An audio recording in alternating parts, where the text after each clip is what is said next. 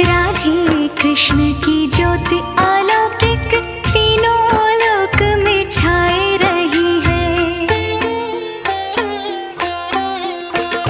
भक्ति विवश एक प्रेम पुजारिन फिर भी दीप जलाए रही है। कृष्ण को गोकुल से राधे को,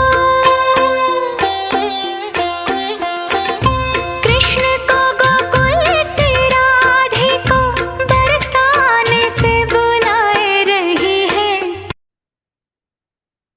तो जय नित्यानंद, नमः शिवाय। अब जो लोग सत्संग ही घूमते फिरते कर रहे हो तो उनको इतना लाभ हो सकता है कि आप कुछ सोचें, क्या भोजन टेबल पे रख लूं और करूं ना तो क्या मुझे मेरा पेट भर जाएगा क्या? तो अगर आपको भोजन करना है तो भोजन को ग्रहण करना होगा। सत्संग करना है तो बैठ करके सुनना होगा, शांति से सुनना होगा, गहराई से सुनना होगा। चलिए, परमात्मा का सच्चा स्वरूप, परमात्मा सर्वज्ञ है, सर्वव्यापक है, पर हमारे ऊपर अज्ञान जनित अहंकार का पर्दा पड़ा हुआ है, जिससे हम उसके वास्तविक स्वरूप को समझ नहीं पाते।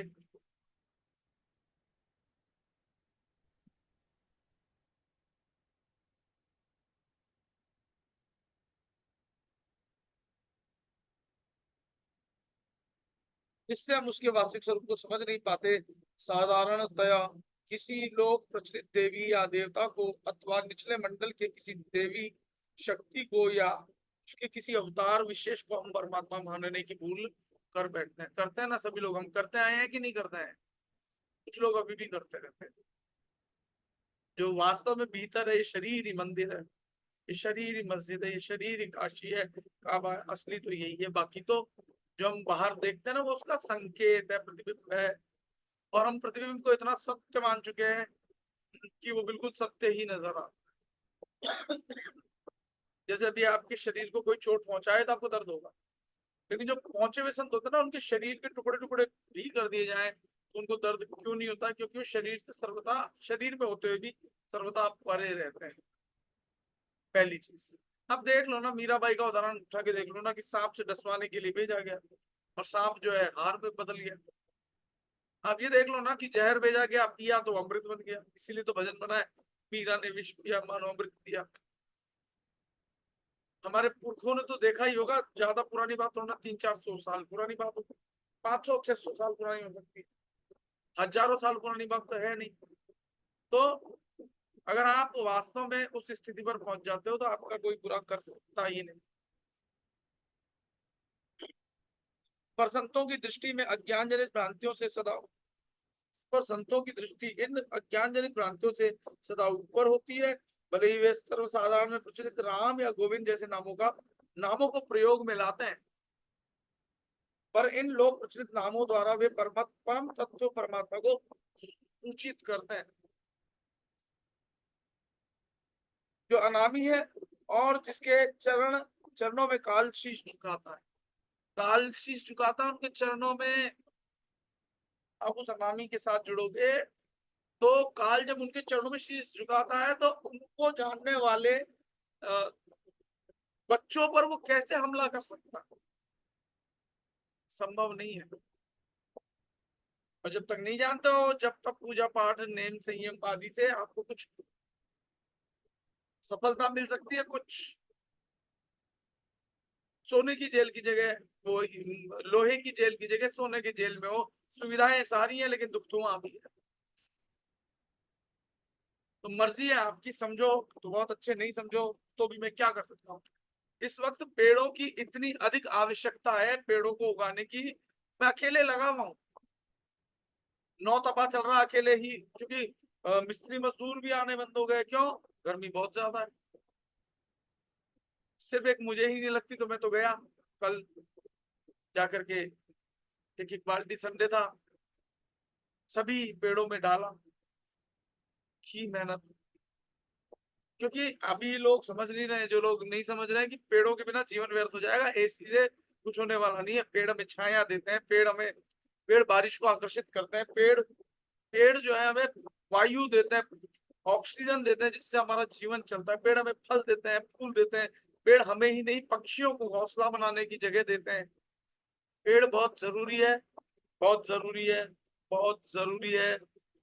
ये जंगलों को काट काट करके जो महल बनाए जा रहे हैं, आज समझ में नहीं आ रहा है, जीवन में बहुत देर हो जाएगी, मैं कुछ नहीं कह सकता। पता नहीं पन्ना भी छिटक गया हाथ से, कहाँ से।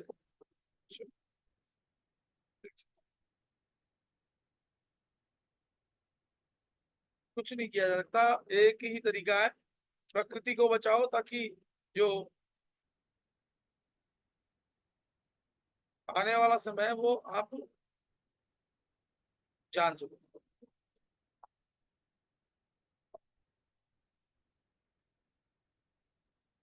पता नहीं पन्ना ही छूट गया हाथ से, देखता हूँ।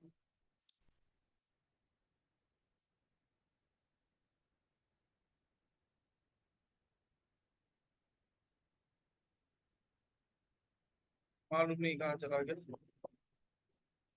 कहने का तात्पर्य सिर्फ इतना ही है कि सच्ची भक्ति सच्चे राम को जानो, और कुछ नहीं हो सकता। नहीं तो मिल गया है। कहते हैं भले ही वे सब साधारण राम, सर्वसाधारण में प्रचलित राम या गोविंद जैसे नामों का प्रयोग करते हैं, पर इन लोक प्रचलित नामों द्वारा वे परम तत्व परमात्मा को सूचित करते हैं जो अनामी है और जिनके करण चरण कमलों में काल शीश झुकाता है। आत्मा वास्तव में परमात्मा रूपी समुद्र की एक बूंद है, अंश इसीलिए बोल दिया है। आंतरिक अभ्यास द्वारा जब उसे अपने वास्तविक स्वरूप का ज्ञान होता है, तब वह आत्मा रूपी बूंद परमात्मा रूपी समुद्र में मिलकर एकाकार हो जाती है। इस अवस्था को प्राप्त कर चुके संत या ज्ञानी जन को ही यह अनुभूति होती है कि परमात्मा वास्तव में क्या है, किस प्रकार वह सब घटवासी है और किस तरह वह समस्त विश्व में व्याप्त है। रविदास लौरे जिस बूंद को, सोई बूंद है समुद्र समान, अंतर खोजी को मिली मिलई ब्रह्म बूंद को ज्ञान। यहाँ पर लौरे का मतलब चाह, लालसा। यानी रविदास जी को जिस आध्यात्मिक बूंद की चाह या तलाश है, वह उन समुद्र में समाई हुई है। अतः समुद्र के ही समान है, जो अपने शरीर के अंदर खोज करेगा उसी को परमात्मा रूपी समुद्र में समाई हुई आध्यात्मिक बूंद का ज्ञान प्राप्त होगा।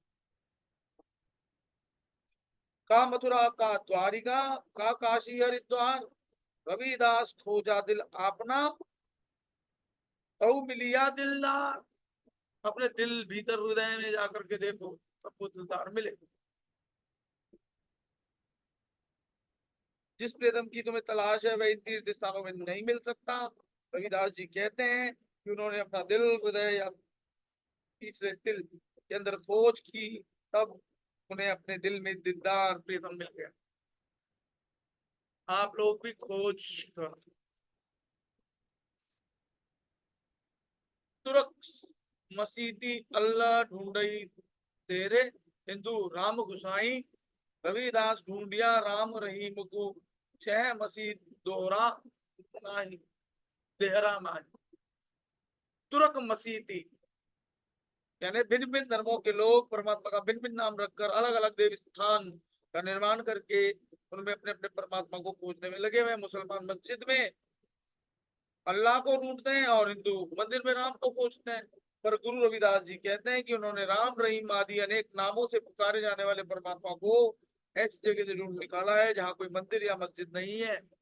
वास्तव में ये शरीर ही मंदिर या मस्जिद है, अर्थात अपने अंदर अंतर में खोज कर उन्होंने परमात्मा को प्राप्त किया है। फिर आगे कहते हैं कि जऊरे अल्लाह बसही मस्जिद में, मंदिर में काहे नाही भगवान, रविदास खोजियो जिन दिल आपनो, इन्हीं पायो रहमान। यदि मस्जिद में अल्लाह बसता है तो फिर मंदिर में भगवान क्यों नहीं निवास करेगा।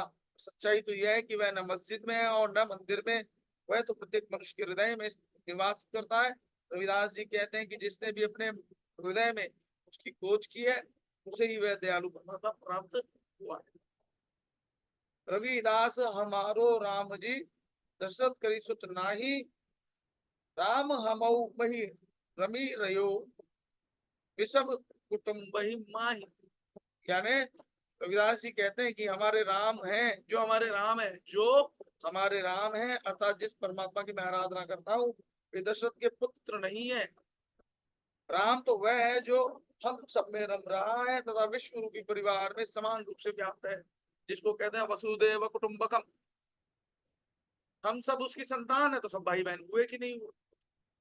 ठीक है। रविदास हमरो राम तो सकल रहो भरपूर, रोम रोम ही रवि रहो राम मसुक न दूर। ये कहते हैं कि राम समस्त विश्व में समाया हुआ है, परमात्मा रोम रोम में रम रहा है। वह प्रियतम राम अपने प्रेमियों से दूर नहीं है। सब व्यापक राम हई नाह को एक ठाव, सतगुरु साहिब सखा भयो रविदास हमारो राम। कहते हैं कि राम तो सर्वव्यापक है, उसके रहने का कोई एक स्थान ही नहीं है। रविदास जी कहते हैं कि सतगुरु की कृपा से हमारे राम जो सबके स्वामी है, हमारे मित्र बन गए हैं। कहते हैं सब घट मेरा साइया जलवा रहो दिखाई, रविदास नगर मही रमी रहो ने कौ न इत उत जाई। यानी हमारे भीतर जो राम बसता है ना, वो नेक मतलब इतना सा भी हमसे दूर नहीं जाता यहाँ वहां। अगर वो चला जाए तो शरीर समाप्त, अस्तित्व खत्म। जो पेड़ लहला रहा है वो निकल जाए, वो सूख जाता है। जो पंछी ची ची करके उड़ रहे हैं वो निकल जाता है, तो अस्तित्व खत्म होते ही वो पक्षी नीचे गिर जाता है धम से। हम जो यहाँ बैठे हैं पड़ जाते हैं। यानी वो सब में प्रकट है, दिखता भी है, पर हम कभी अनुभव करने की कोशिश ही नहीं करते। फिर कहते हैं सब घट मही रवि रहो रविदास हमरो राम, सोई बुझई राम को। यानी वही जानेगा, बुझई का मतलब बूझने वाला। सोई बुझई राम को जो होई राम गुलाम।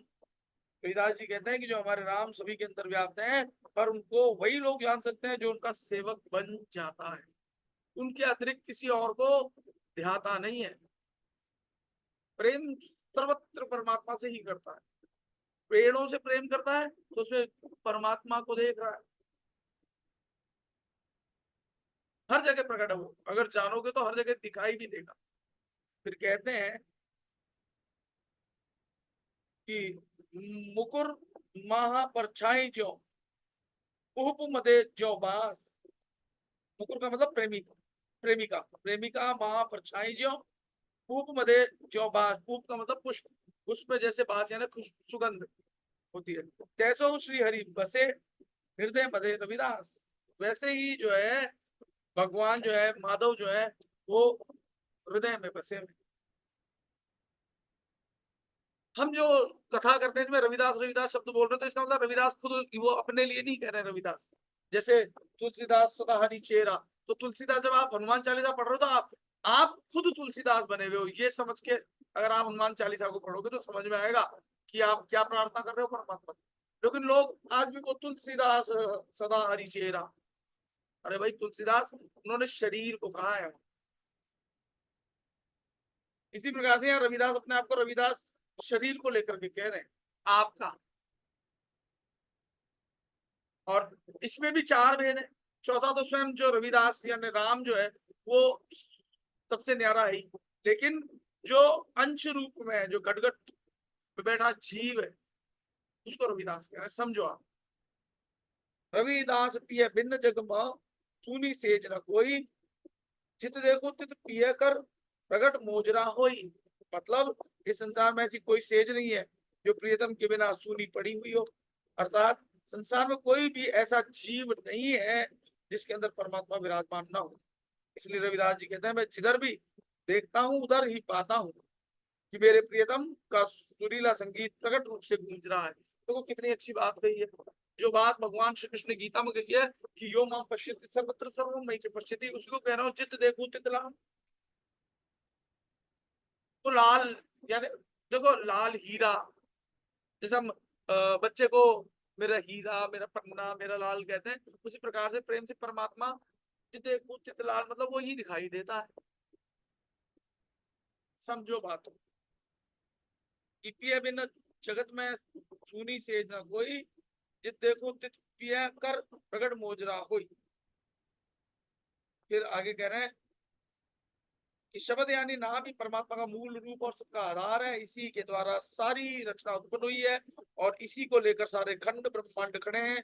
परमात्मा की है अमर चेतना धारा शब्द धुन के रूप में सबके अंदर सदा धुनकारे दे रही है। अन्य संतों की ही तरह रविदास जी भी कहते हैं कि शब्द धुन की है गूंजती हुई सुरीली आवाज परमात्मा का प्रकट रूप है। जिन संतों या महात्माओं को इसका अनुभव प्राप्त है वे हर जगह परमात्मा के इस प्रकट रूप का अनुभव करते हैं।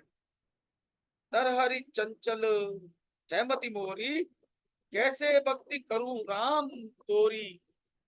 तू मोहि देखे हो तो ही देखूं, प्रीति परस्पर होई। देखो कितनी बढ़िया बात कही है। जैसे कल हमने पढ़ा था कि अगर हम भगवान का ध्यान करते हैं तो भगवान भी हमारा ध्यान करते हैं। जब आप ध्यान में बैठते हो शब्द सुनते हो तो परमात्मा भी आपको सुन रहा होता है, देख रहा होता है। ये बिल्कुल वाइस वर्सा है। अगर आप परमात्मा का ध्यान करोगे परमात्मा आपका ध्यान करेगा, आप परमात्मा का ध्यान नहीं करोगे परमात्मा आपका ध्यान नहीं करेगा। आप संसार का ध्यान करोगे तो फिर संसार में घूमते रहोगे, परमात्मा क्यों आपका ध्यान करेगा। कई बार आ चुका है, ये बिल्कुल स्पष्ट बात है। तो कह रहे हैं कि तुम वही देखे हो तो ही देखूं, तू मुझे देखता है तो मैं भी तुझे देखता हूँ। तुम वही देखे हो तो ही देखूं, प्रीति परस्पर होई। ये जो प्रीति है ना परस्पर है। संसार में जिस प्रकार से लेन देन है तो संसार का प्रेम तो बदलता रहता है, लेकिन परमात्मा का प्रेम बदलता नहीं। वो अमर प्रेम है। जो पिक्चर आई ना अमर प्रेम, वो पिक्चर नहीं। अमर प्रेम जो सदा से था, सदा से है और सदा रहेगा, उस अमर प्रेम को कहते हैं अनकंडीशनल लव। संसार में तो कंडीशनल है। पति कहता है पत्नी से तूने ये नहीं किया, तूने वो नहीं किया, अगर वो करे तो प्रेम है, नहीं तो नहीं है। पत्नी भी ऐसी पति को कहती है तुमने मुझे आज तक चप्पल नहीं दिलाई, तुमने मुझे साड़ी नहीं दिलाई, मेरे लिए आज तक किया ही क्या। वो 2 मिनट में सब एक दूसरे को बता देते हैं। वो कंडीशनल लव। परमात्मा का तो अनकंडीशनल लव है। तू मुझे प्यार कर चाहे मत कर, मैं तो तुझसे करता हूँ, करता था और करता रहूं। क्या तुम ही देखे और कोई देखूं, यह मति सब बुद्धि खोई। सब घटी अंतर रमसी निरंतर, हो देखत हूँ नहीं जानना। गुण सब तोर मोर सब अवगुण, किरत उपकार न माना। मैं ते तोरी मोरी असमझी, सो कैसे करी निस्तारा। भैरविदास कृष्ण करुणा में, जय जय जगत आधारा। यानी बता रहे हैं कि हे प्रभु मेरी बुद्धि चंचल है, मैं तेरी भक्ति कैसे करूं। यदि तू मुझे देखे और मैं भी तुझे देखूं, हम दोनों में परस्पर प्रेम प्यार हो सकता है। तू तो मुझे देखता है पर मैं तुझे नहीं देख पाता। इस स्थिति को सोचकर मेरी बुद्धि चकरा गई है। तुम सबके अंदर निवास करते हो पर मैं देखना ही नहीं जानता। तुम सभी गुणों से भरे हुए हो पर मुझ में केवल अवगुण ही है। मैं कृतज्ञ हूँ, तुम्हारे उपकार को नहीं मानता। एक होता है कृतज्ञ, एक होता है कृतज्ञ। कृतज्ञ मतलब धोखेबाज टाइप का जो था ना, एहसानों को भूल जाता है। तुम सभी गुणों से भरे हुए हो पर मुझ में केवल अवगुण ही है। मैं कृतज्ञ हूँ, तुम्हारे उपकार को नहीं मानता। उपकार को नहीं मानता का मतलब यह एटीट्यूड ऑफ ग्रेटिट्यूड का जिसमें भाव नहीं है वो कृतज्ञ है, और जिसमें एटीट्यूड ऑफ ग्रेटिट्यूड है वो कृतज्ञ है। धन्यवाद, थैंक यू, थैंक यू। ये मतलब मैं तुम्हारे उपकार को नहीं मानता। अज्ञान जनित अहंकार वस्तु और मैं तथा तुम्हारा और मेरा इस प्रकार के भेद में भटक रहा हूं। जब तक भेद रहेगा ना परमात्मा प्राप्त नहीं हो पाएंगे। इस नासमझी से मेरा छुटकारा कैसे होगा। रविदास जी कहते हैं कि हे विश्व के आधार दयालु परमात्मा आपकी जय हो, मुझे आपकी दया का सहारा प्राप्त हो। प्रार्थना है, प्रार्थना हमारा अधिकार है, हम कर सकते हैं, लेकिन मांगो तो सिर्फ उसी से मांगो ना।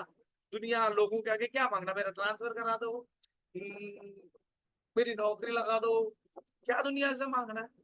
उससे मांग लो ना, सब देगा। भैया मेरी शादी नहीं हो रही है, भैया मैं इतने साल की हो गई हूँ, अरे हद है। उससे मांगो। विधि बता दी है, बैठना बता दिया, हीलिंग शक्ति परमात्मा से कैसे लेकर के हम उस शक्ति से जो चाहते हैं परमात्मा की प्रार्थना करते हुए उसको क्रिएट कर सकते हैं। सब कुछ तो पता है। कर क्यों नहीं पाते हो? जब तक मन चंगा नहीं है तो कटौती में गंगा भी नहीं है। फिर कहते हैं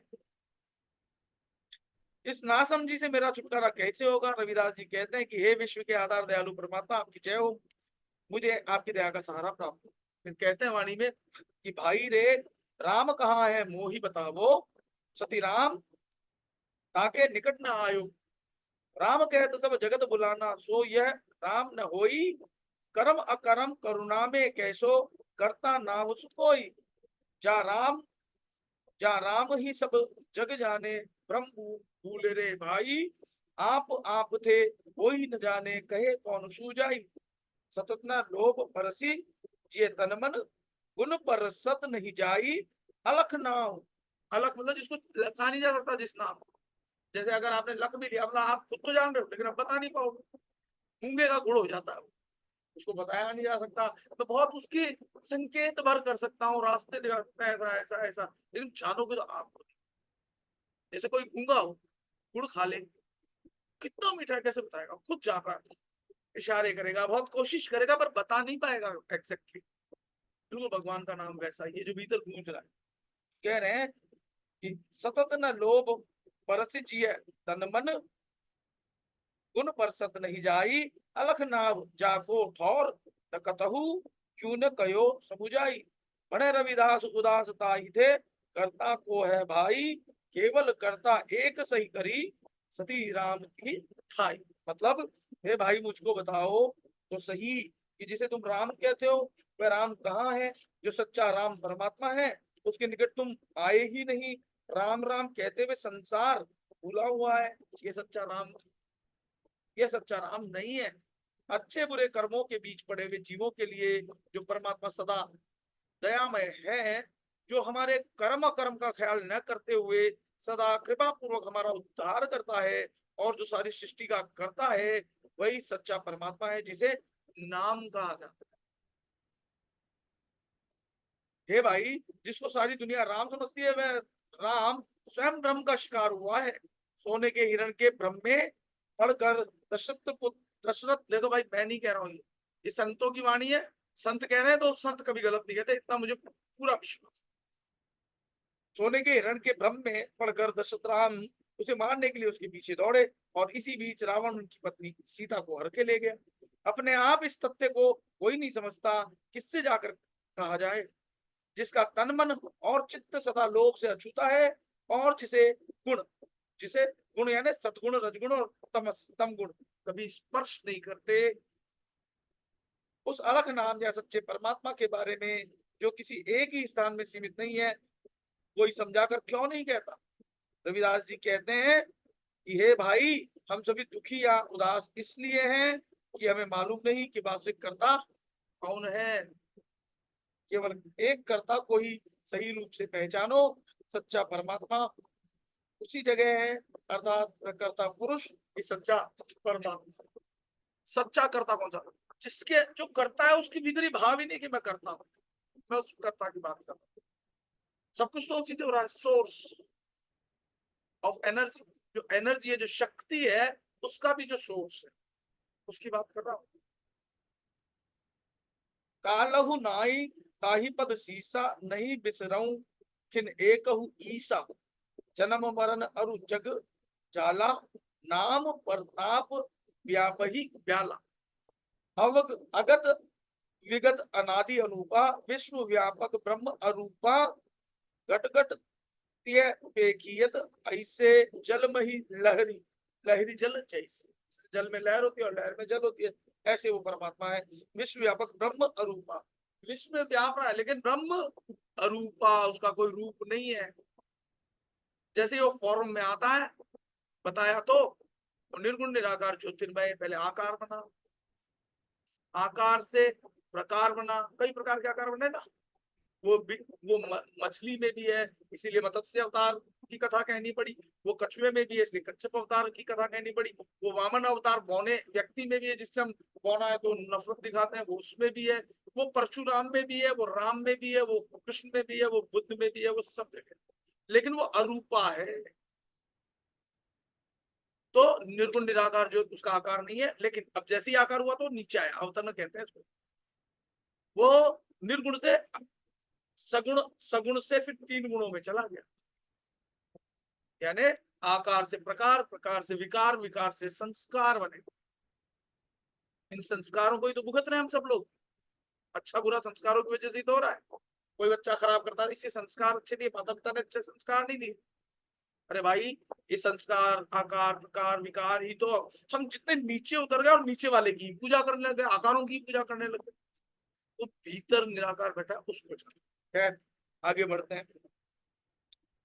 घट घट ही देखियत ऐसे जल मही लहरी लहर जय जल जैसे कह रवि दास हरि सब व्यापक सब चिंतामणि सर्व प्रतिपालक। जिसके चरणों में काल भी शीश झुकाता है, उस प्रभु को मैं एक क्षण के लिए भी नहीं बुला सकता।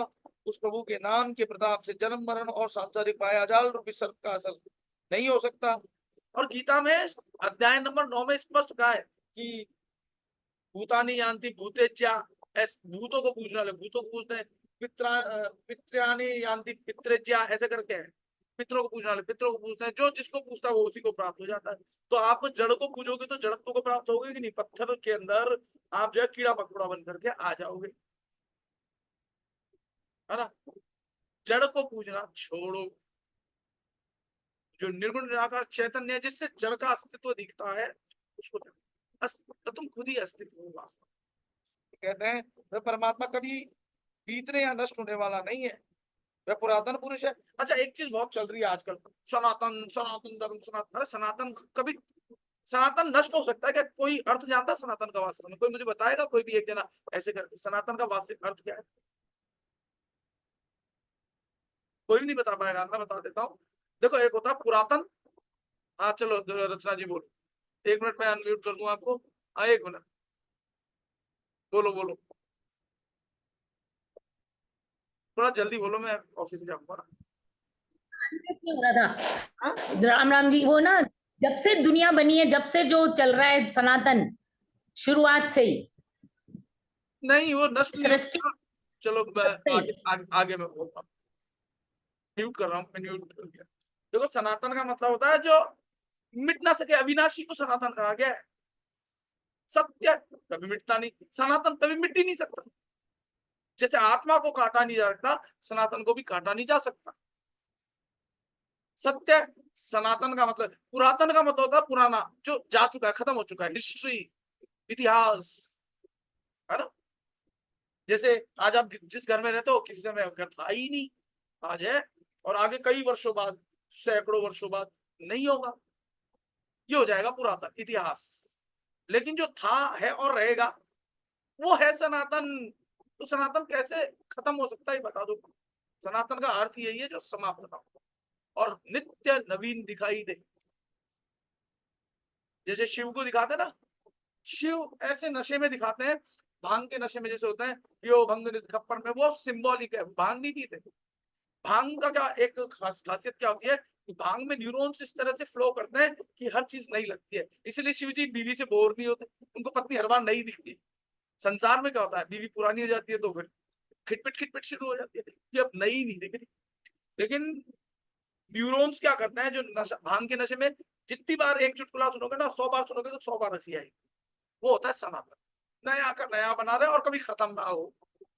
आत्मा कभी बदलती नहीं, तो नई है ना, जैसे पहले थी वैसी अभी और आगे भी वैसी रहेगी। तो सनातन मिट नहीं सकता, इसीलिए वो सनातन। और बाकी सब ये फैलाते हैं लोग, अब सनातन मिट जाएगा, सनातन नहीं मिट सकता। जो ना मिटे वही सनातन है, बस। आगे चलते हैं। जिसके चरणों में काल भी शीश झुकाता है, उस प्रभु को मैं एक क्षण के लिए भी नहीं बुला सकता। उस प्रभु के नाम के प्रताप से जन्म मरण आदि सांसारिक मायाजाल रूपी सर्प का असर नहीं हो सकता। परमात्मा कभी बीतने या नष्ट होने वाला नहीं है, पुरातन पुरुष है। अब तो यहाँ पुरातन लिखा है ना, यहाँ गलत लिखा है।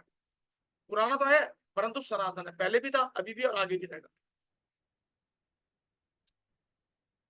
सनातन पुरुष है वह अनादि अनूप, यानी अनूप का मतलब जिसकी उपमा नहीं दी जा सके, विश्व व्यापक और रूप रहित ब्रह्म है। वह घट घट में उसी प्रकार दिखाई देता है जैसे जल में लहर, लहर में जल दिखाई देता है। अर्थात समस्त विश्व अंदर और बाहर से परमात्मा का ही रूप है। रविदास जी कहते हैं कि परमात्मा सर्वव्यापक है, सभी इच्छाएं पूरी करने वाला है तथा सबका प्रतिपालक है। तो आज के लिए इतना ही। सत्संग काफी ज्यादा लंबा हो गया है सत्संग, तो समय भी इसमें कम रह गया है, तो ध्यान करेंगे और ज्यादा फॉर्मेलिटी नहीं करके, क्या फॉर्मेलिटी नहीं करेंगे, धीरे धीरे वापस आएंगे, ये वो मैं नहीं करूंगा। और अगर मैंने ऐसे करके ध्यान से वापस लाने के लिए भी कहा तो तुरंत ही वापस आ जाएंगे। सभी लोग सीधे बैठ जाओ, कमर सीधी, गर्दन सीधी, आंखें बंद। संसार की आंखें बंद, मतलब ये चर्म चक्षु खुले हैं लेकिन आप देख नहीं रहे हो, तो ये आंखें बंदी तो हुई। जब मृत्यु हो जाएगी तो आंखें तो है लेकिन दिखाई नहीं देगी ना, तो जिसकी वजह से दिखाई दे रहा है उसको देखना है, ठीक है ना। शांत हो जाओ, गहरी शांति, शिव योग समाधि। ज्योत से ज्योत जगाओ का मतलब यह है हर सांस जो है ना, सोहम नाद जगाओ। तो सोहम नाद का मतलब है सांस आई तो सो, गई तो हम। तो इस पे अवेयरनेस को कहते हैं सोहम। जपना नहीं है सोहम सोहम सोहम सोहम सोहम, बस इस पे अवेयरनेस ला दी, सोहम नाद जग जाएगा। और ये जो नाद है ना, सच्चा शब्द जिस वो प्रकट हो जाएगा, जिसको कहते हैं ओम एकाक्षरम ब्रह्म। जो गीता में भगवान श्री कृष्ण जी ने इशारा किया है ना, ओम नहीं है वास्तविक, वो तो भीतर गूंज रहा है, उसको बोला नहीं जा सकता ना, इसलिए फिर संकेत के बताया कि ओम एक अक्षर है। तो सांसों पर यानी सोहम नाद जगाओ। तो सोहम यानी सांसों पर ध्यान रखो, गुरु मध्य में ध्यान रखो, प्राण अपान समो कृत्वा। गीता में भी भगवान श्री कृष्ण ने कहा, गुरु मध्य में ध्यान टिका करके सांसों पर अवेयरनेस बना करके बैठे रहो, और धीरे धीरे भीतर शब्द प्रकट हो जाएगा। सांस पे से ध्यान हट जाए बाद में चलेगा, क्योंकि अब प्राण जागृत हो गए। तो पहली कुंडलिनी शक्ति है, प्राण शक्ति जागृत हो जाएगी, धीरे धीरे शक्ति और ऊपर उठेगी तो फिर वो चिति शक्ति बन जाएगी, कुंडली कुंडलनी का दूसरा रूप। और तीसरी शक्ति पराशक्ति।